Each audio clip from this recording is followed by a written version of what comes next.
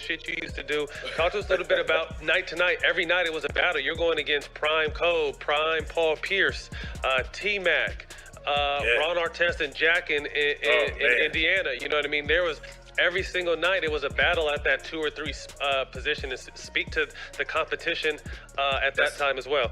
And that's what it was. Like, it was like, let's say, you had to earn your keep. You didn't know any other way. It wasn't like, oh, yeah, we got to do it. Obviously, you hope through the draft and free agency, you form your team, but... Funniest part about this whole dunk is this is right after John Morant said he's done dunking. Yeah, he said it before that. Yeah, I'm not dunking anymore. Then does the nastiest dunk of the season so far. Yeah, I mean, that's just kind of what it is. He's like, I'm not going out to dunk. That's one of those, I'm not going out to look to do a flashy dunk, but, you know, while I'm up here, this is what happens, correct? An old clip dragged LeBron James right back into a conversation people thought was buried years ago. And just when the noise reached its peak, Vince Carter stepped in and said what a lot of people were already thinking, but didn't expect the legend to actually say out loud. Playing 35-something minutes, and I'm all for him playing every game. That's not the thing, but playing 35 minutes, I just felt like it was a lot. And here's the part nobody is talking about. This wasn't just about a clip going viral again. This was about timing.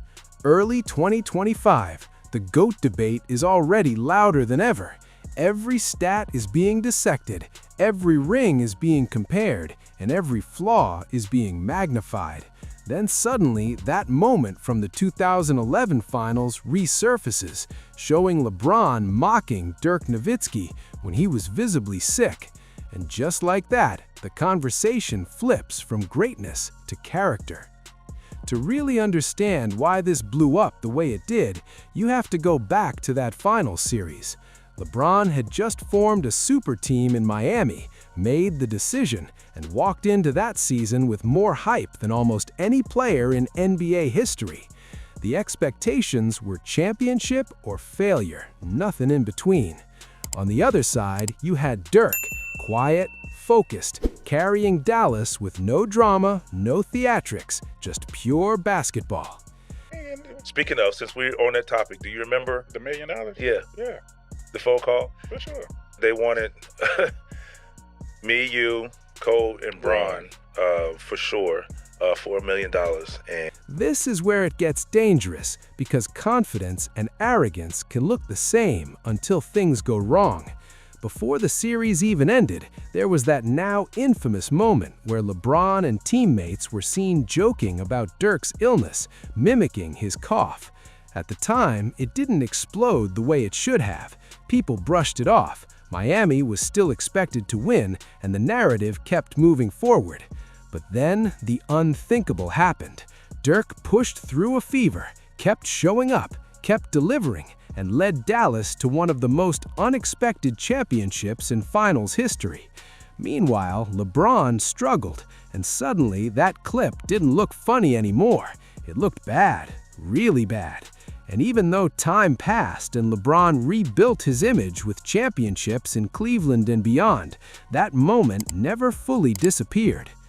Fast forward to 2025, and boom, the internet brings it back with a vengeance. Millions of views, non-stop reposts, debates everywhere.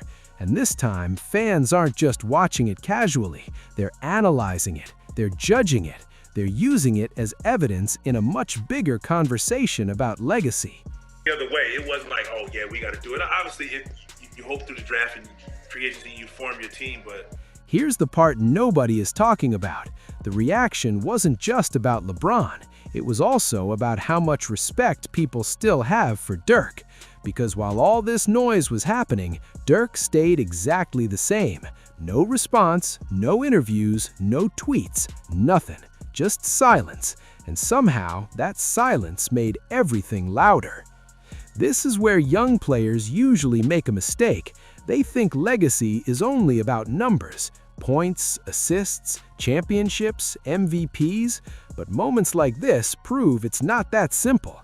It's also about how you carry yourself when everything is on the line, how you treat opponents, and what other players say about you when the cameras aren't rolling.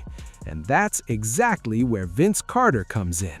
This isn't just some random former player jumping into a trending topic.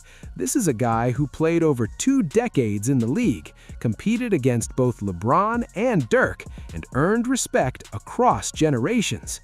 When Vince speaks, people listen, not because it's loud, but because it's real. Now, if I could go at LeBron and AD, I could go at anybody and everybody falls in line. Or they have to fall in line. Because if I could go at the best player, I could go at guys who don't play much and expect the world from these guys because I expect the world from them. So when he was asked about that resurfaced clip in a private setting, there was no hesitation. No PR answer, no dodging. He kept it simple, but direct. He talked about how Dirk played through things most players wouldn't even attempt. He emphasized that Dirk never needed attention to prove himself. And then he dropped the line that stuck with everyone. When you laugh at someone pushing through pain, it says more about you than it does about them. He didn't even have to say LeBron's name. Everyone knew exactly who he was talking about. And that's what made it hit different, because it wasn't a rant, it wasn't emotional. It was calm, controlled, and honest. The kind of statement that spreads quietly at first, but gains power the more people hear it. This is where it gets dangerous, because now it's not just fans talking anymore. Now it's players. Now it's people who are actually there, who understand the culture of the game, who know what respect looks like at the highest level. And when they start leaning one way, the narrative shifts fast. At the same time, LeBron stayed silent. No tweets, no interviews addressing it, nothing. And that silence, it didn't help. In fact, it made things worse for a lot of people watching, because LeBron is known for controlling narratives, for speaking when it matters. So when he doesn't say anything, people start reading into that. Here's the part nobody is talking about. Silence can sometimes feel louder than words. Fans started saying if there was nothing wrong with that moment, why not address it? Why not explain it? Why not show growth? And when those questions go unanswered, they don't just disappear, they multiply. Meanwhile, other players from that era started subtly backing up Dirk's character, not directly calling out LeBron, but sharing stories, posting clips, reminding people of how Dirk carried himself. It wasn't coordinated, but it didn't need to be. The respect was organic.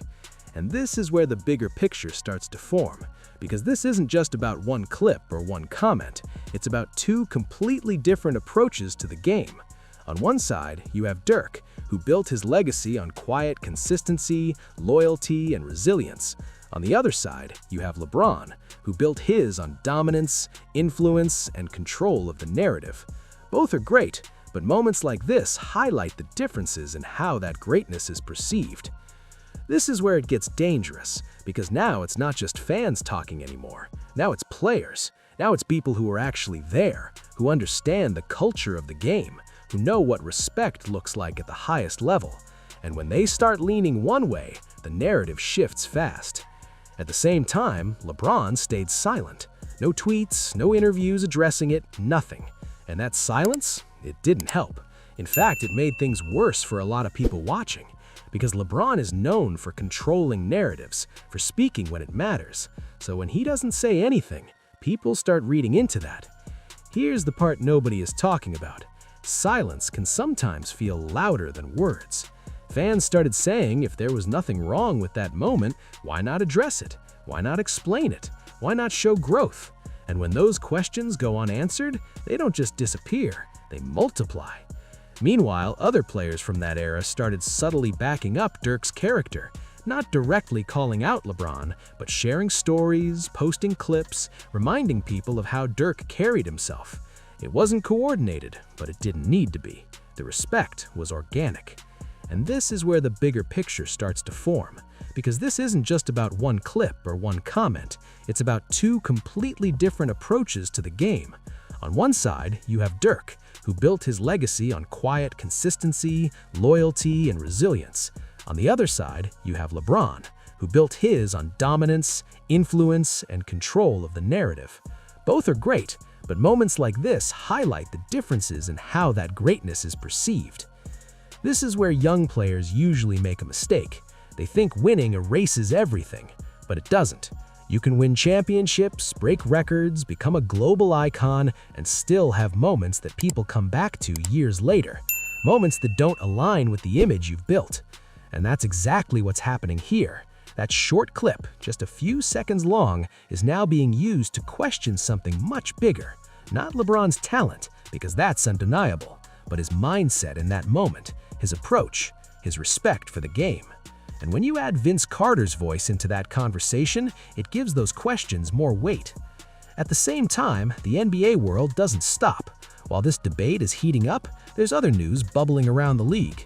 Younger stars are stepping into the spotlight, trying to build their own legacies. Players like Luka and Jokic are redefining what it means to be a franchise player, and ironically, they're doing it in a way that feels closer to Dirk's style than LeBron's. Here's the part nobody is talking about. The league is shifting again. The next generation is watching all of this.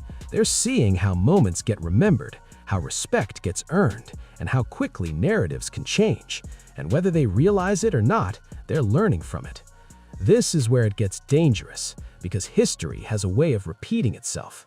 Players who let arrogance creep in, who underestimate opponents, who forget the importance of respect, they eventually get humbled. It's not a matter of if, it's when. And that's exactly the message Vince Carter was hinting at, not just about LeBron, but about the game itself. The game always finds a way to balance things out. You can't cheat it, you can't out-talk it, you can only respect it. At the end of the day, LeBron's legacy is still one of the greatest we've ever seen. That's not changing. But what is changing is how people talk about it, how they analyze it, how they compare it to others. Because legacy isn't just about what you win, it's about how you win. It's about how you act when you're at the top, and it's about how others remember you when it's all said and done. And right now, thanks to that resurfaced clip and Vince Carter's words, that conversation just got a whole lot more complicated. So now the real question is this: was Vince Carter right to speak up, or is this moment being blown out of proportion because of how big LeBron's name is? Does one clip really deserve this much weight in a career full of greatness, or does it reveal something deeper that fans can't ignore? Because one thing is clear, the debate is going nowhere, and the more people talk about it, the more that moment refuses to fade.